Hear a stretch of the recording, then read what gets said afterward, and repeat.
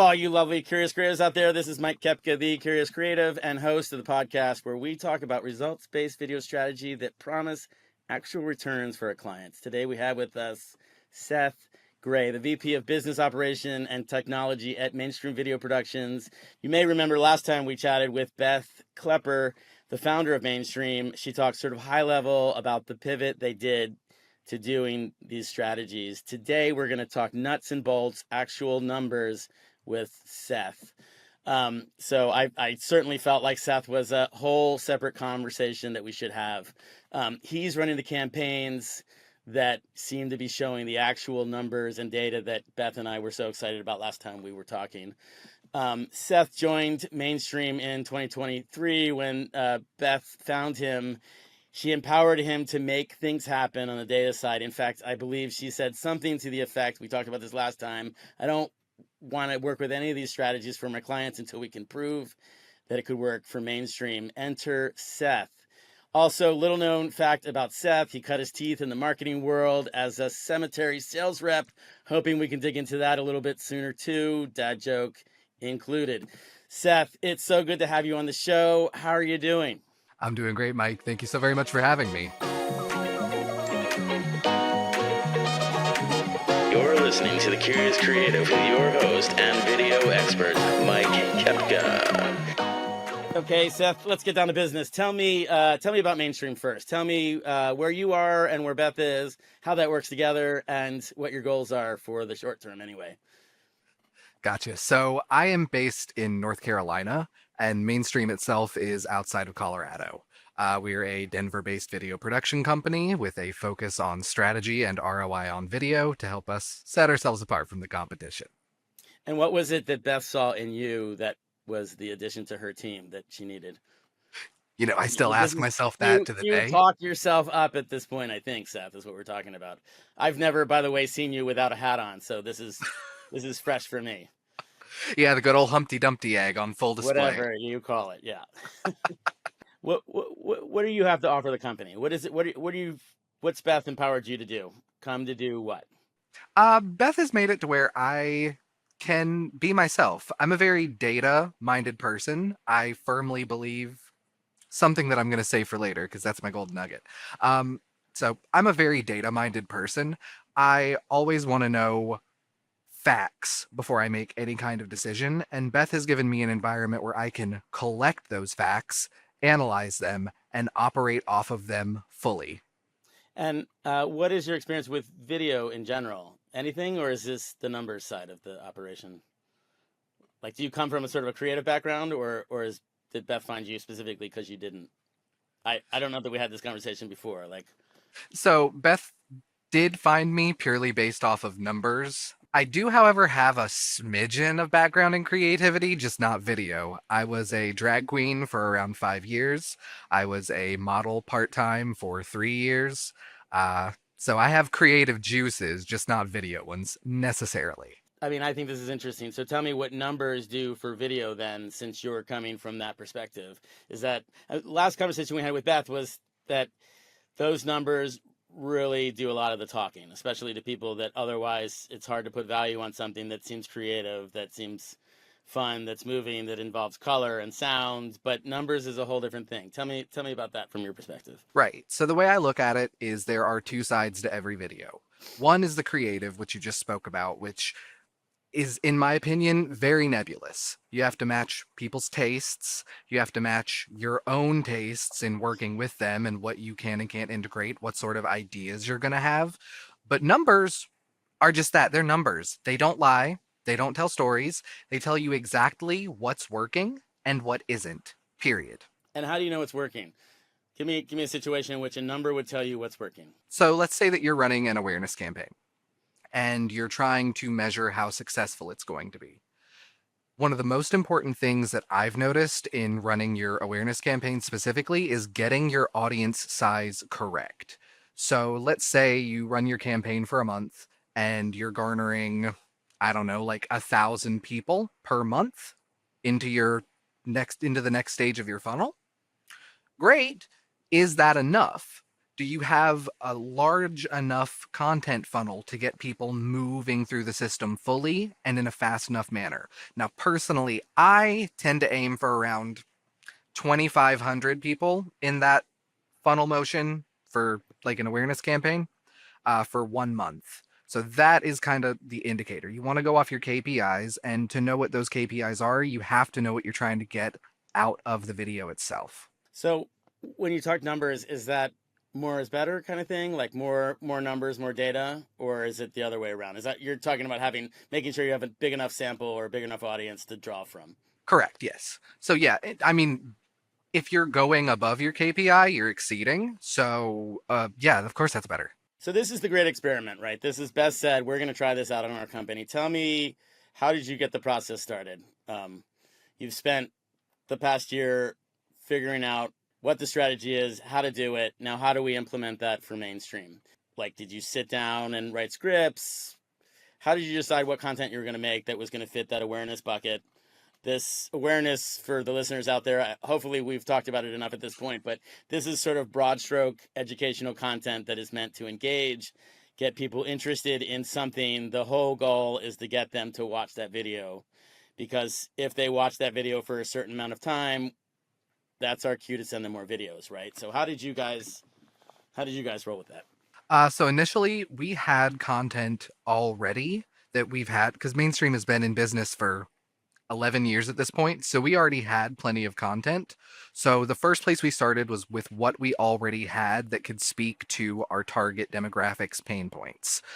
So we kind of repurposed that content, cut it up, smushed it together. That was all our producer. I didn't really have that much to do with it. And then we uploaded them into LinkedIn with the help. How do I refer to Tim? You know, we referred to Tim in the last show. Tim is our partner in crime at this point. I am working with Tim in a group called Film and Content. And I think Beth and you guys started the same way, where Tim was sort of running a mastermind for other companies looking to pivot into data strategy with video content. We're all established video filmmakers and creators running established businesses, and we all share the goal in this data strategy transformation, and it has opened up an amazing conversation and set of doors for us. And so you and I are talking because we are now at the stage where we are becoming the experts in this.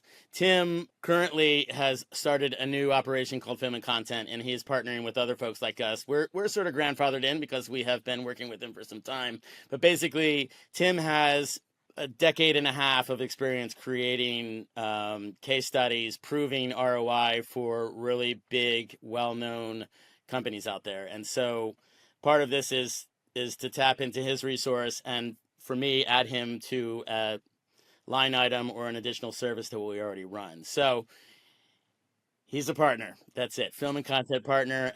But he's done it. He's been on the footpath and is making them happen. And we're all turning that into good stuff for clients, right? So tell me again where you had mentioned Tim and how that related to what you're up to. Yeah, so that's essentially where I started. I went to Tim, I saw what resources he had in terms of getting video ads set up, and I kind of just followed along and imitated, and at least for the first instance. And then I continued to iterate on that process. And something that's really important to me for iteration. So, we started off with our base videos in our awareness stage. Next, we were recommended a course by Tim regarding, how to set up your hooks to make the content stick better and stop the scroll. So then for our next iteration, we updated those hooks in the video and saw how that affected the numbers. You only ever want to mess with one variable at a time. Otherwise, you can't tell if what you did is working or not. So when one variable, is that like switch the hook?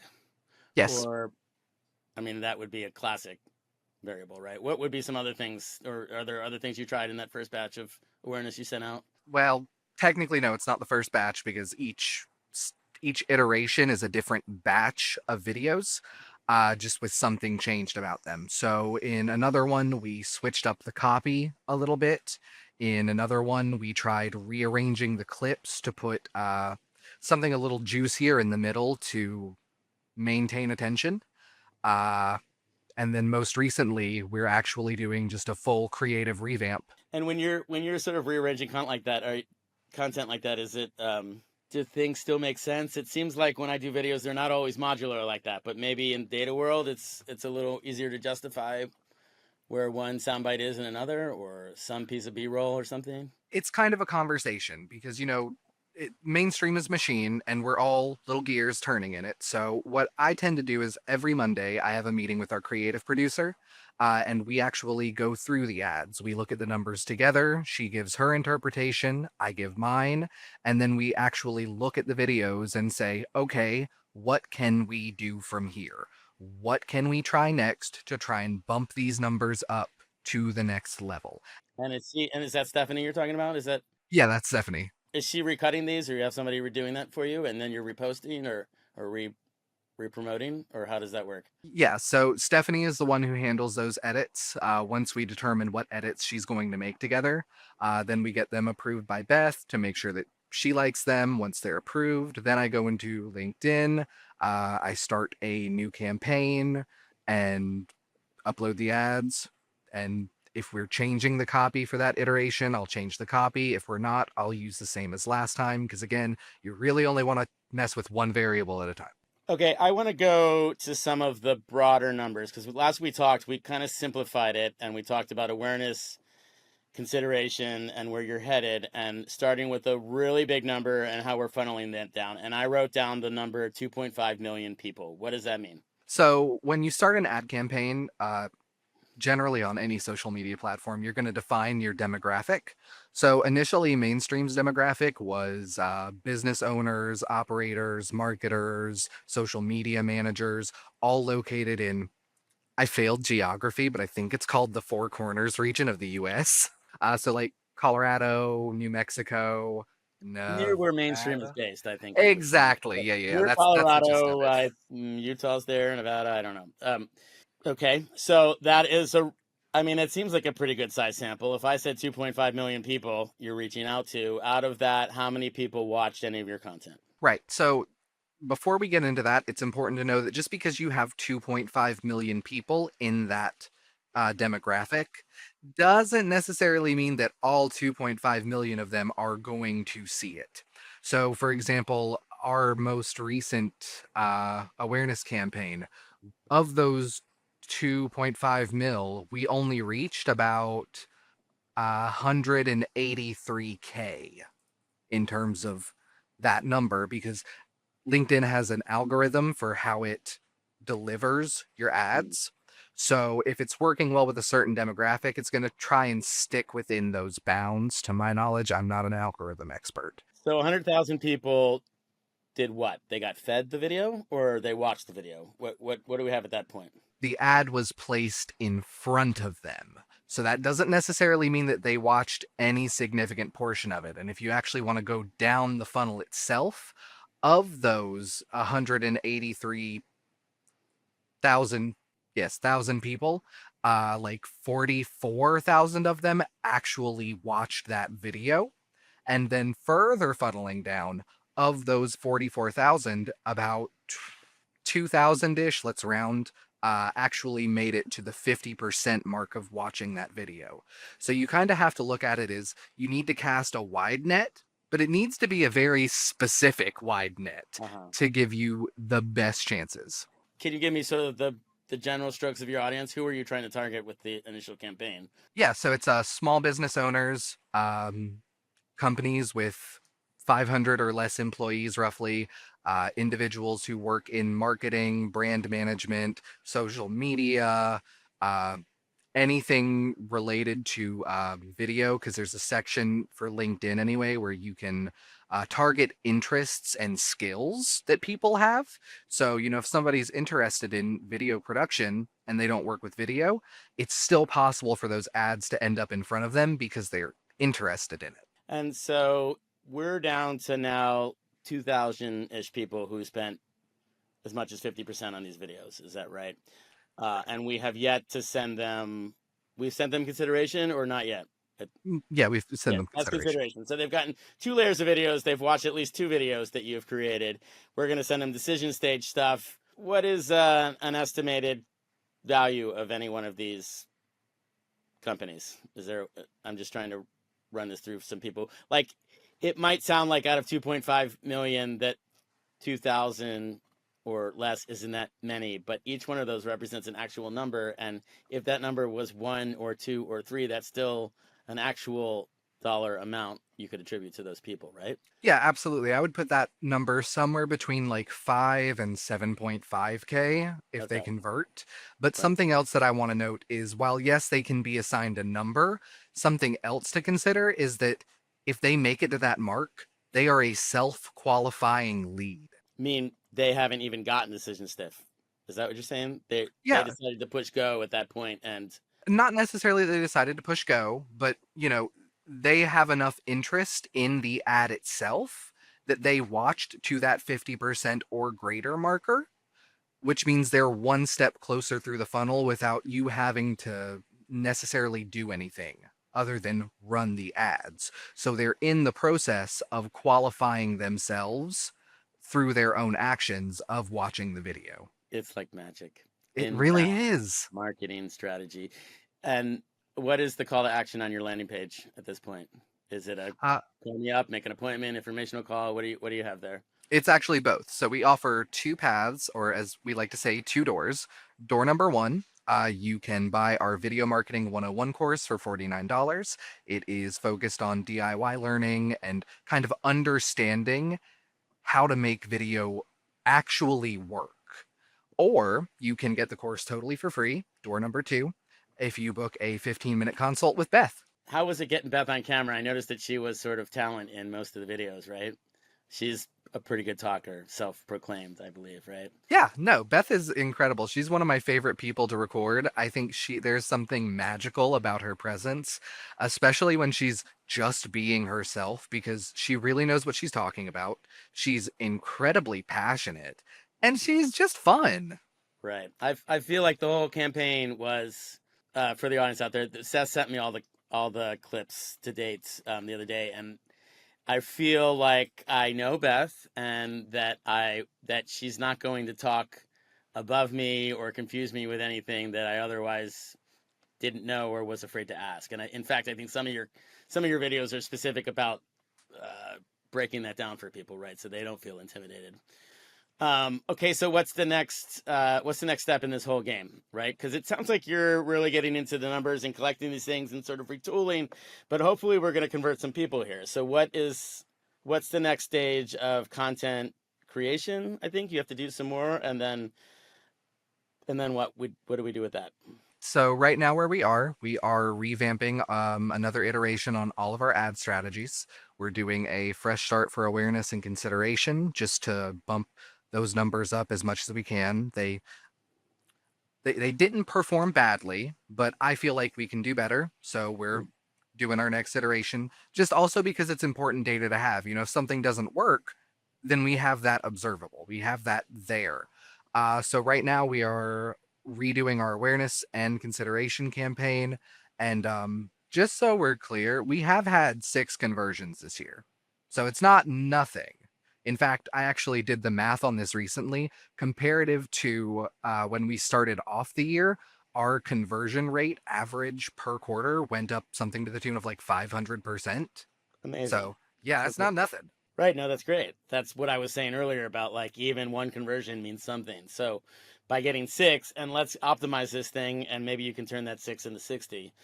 Um, Seth, tell me what your experience in the cemetery had to do with what you're doing now. And I think you had said earlier last time we talked that it definitely helped create a thick skin, right? I mean, nobody says yes in that industry. Well, not that they don't say yes, but you're working in a very vulnerable field. Just blatantly, you're dealing with people having to face not just their own mortality, which is something no one wants to face, but you're also coming up against, grief and the loss of a loved one. One of the reasons why I actually left the industry is because I found it fairly manipulative. Mm, However, a lot of the standing points that they make are accurate. You should buy your cemetery property before you need it because it literally just gets more expensive per year. Case in point, I don't know if I'm allowed to ramble about cemetery stuff, but You I'm can do going anything to you want. anyway. This is we can whatever we want. So, in North Carolina specifically, I worked for a PC cemetery, which is like perpetual care. So that means part of what you pay us goes into a investment fund that continuously grows to ensure that the garden is cared for long term. Hmm. One of the products that we sell at the cemetery, or sold, was a vault, which is a rebar box that your casket is lowered into. Fun fact, you're not buried directly in the earth.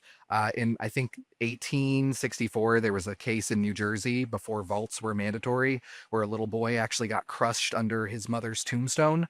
Yeah, and that's why vaults are made mandatory now. So that's why you don't go straight into the ground. But at the time I was working there, the vaults cost $16.99. When I left the cemetery, they cost $32.84, and Hmm. that was in 2 years. So the price really increases exponentially. So they really focus on, selling the value of buying now before it gets too expensive, and then you don't have to scramble at your time of need. And a lot of that is literally dressed up like in a suit, tie, the whole shebang, going door to door, knocking on people's doors and being like, "Hi, want to face your own mortality?" But I'm guessing that if you do that enough, some people will be interested, right? Is that? I mean, So that's essentially like a broad audience, and then honing it down to interested people. It's not exactly the same funnel, but you're you're essentially cold calling people. It sounds like, right? yeah, there's a big aspect on cold calling when really it's door to door. They actually don't like for you to do this stuff over the phone, at least in the cemetery I worked in. But let's take why what we're doing is so much more effective, right? We're actually looking at a demographic, a location, people who are running a certain size business who definitely need this. So we're immediately out of the cold call range and into we're only starting with people who at least check a couple of boxes right off the bat, right? Yeah, and that And makes that it is so so much much more easier. valuable from the get-go.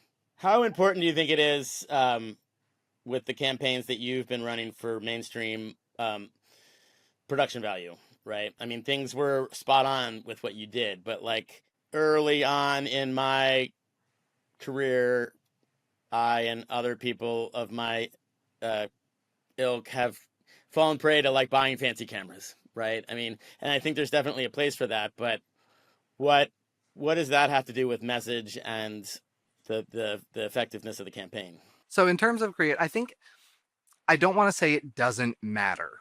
I do want to say it's not the end all be all. I think there's a certain minimum you have to meet. So, at least 720p footage, if nothing else.